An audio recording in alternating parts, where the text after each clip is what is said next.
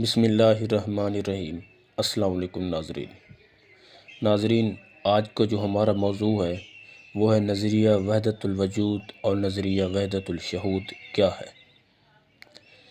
وحدت الوجود ایک صوفیانہ عقیدہ ہے جس کے بانی محی الدین ابن عربی ہے، جس کی روح سے جو کچھ اس دنیا میں نظر آتا ہے وہ خالق کی حقیقی کی ہی مختلف شکلیں ہیں اور خالق کی حقیقی کے وجود کا ایک حصہ ہے۔ میر تقی میر کا اسی تناظر میں ایک شعر ہے کہ گل و آئینہ کیا خورشید و میں کیا، جدھر دیکھا ادھر تیرا ہی روح تھا۔ نظریہ وحدت الشہود اس کے رد میں آیا، جس کے بانی مجدد علی افسانی ہے۔ عبادت اور ریاضت سے انسان کا آئینہ دل اس قدر لطیف اور صاف ہو جاتا ہے کہ اللہ کی ذات خود اس انسان میں داخل ہو جاتی ہے، جسے حلول کہا جاتا ہے۔